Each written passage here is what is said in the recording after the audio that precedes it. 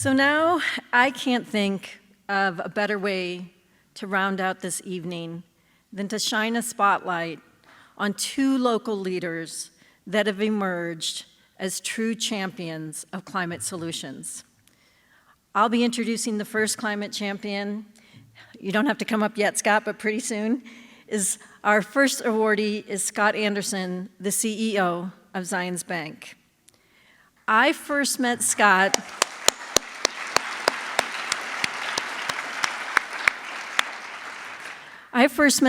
over 10 years ago when I had the opportunity to pitch him about some of Utah Clean Energy's work.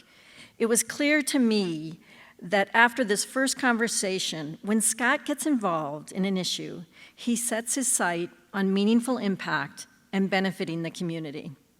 For those of you that know him, you know he's a man of quiet influence. He doesn't seek recognition for his work. He has supported positive change in our community on so many fronts, and his work on climate change is having a profound impact. His ideas, his questions, his ambassadorship helped Utah Clean Energy envision and launch the Utah Climate and Clean Air Compact.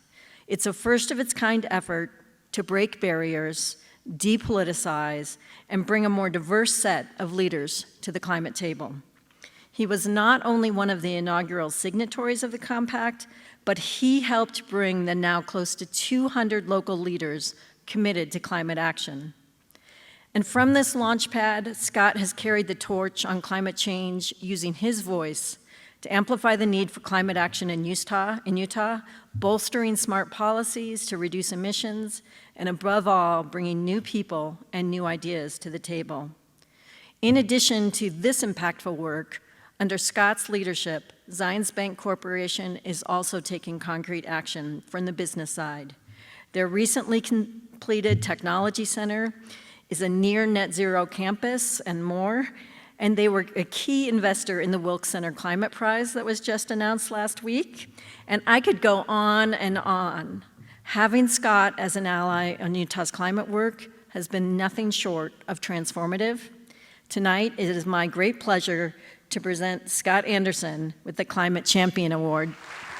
Well, I am thrilled to be here tonight, and I really want to thank Utah Clean Energy and especially Sarah for this award. I have great admiration for Sarah and for all that she does and for all that Utah Clean Energy does. Let's give them and their entire staff a round of applause.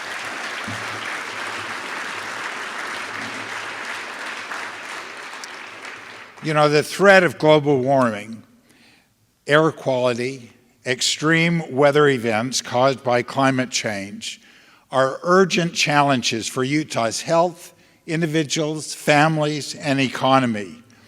But the work of Utah Clean Energy demonstrates how we can solve difficult, intractable problems if we collaborate and listen. And that's just what happened in 2020 when Utah Clean Energy worked to create, as Sarah told you, the Utah Climate and Clean Air Compact. The compact offers positive solutions, which focuses on health and well-being. It focuses on water conservation, on climate and air quality, on the economy, on technological innovation, on rural Utah, and leadership in the Utah way.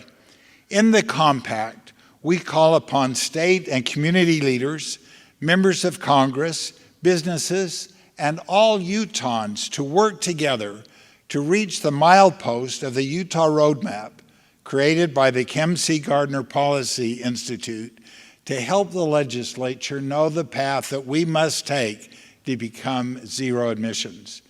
And I think it's critical that a conservative and pragmatic state like Utah become a national leader in addressing climate solutions. And Clean Air Energy and Utah Clean Air and Utah Clean Energy has brought together hundreds of leaders to advance important conversations about how the state can be a front runner when it comes to mitigating potentially devastating impacts of climate change.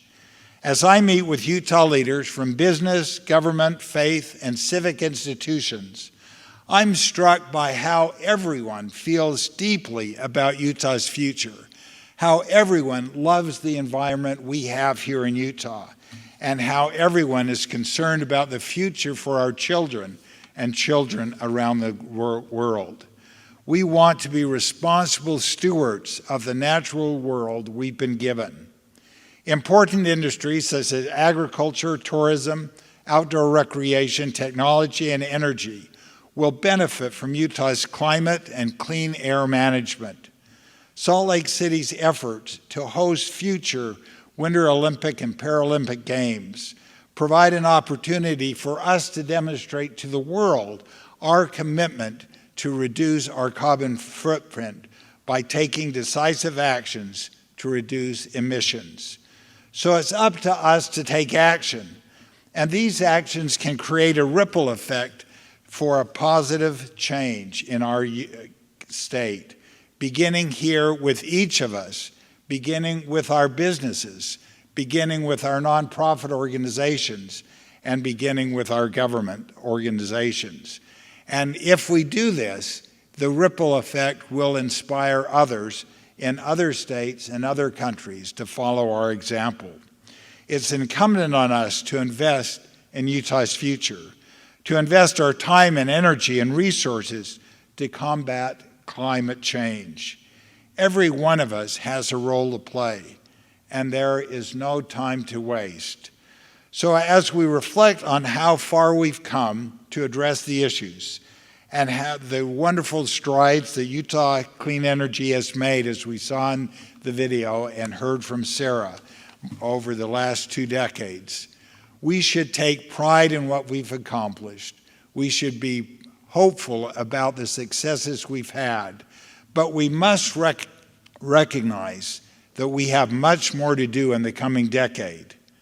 Tonight, I want to challenge every one of you, every one of us, to push a little harder, take your efforts a little bit further in 2024.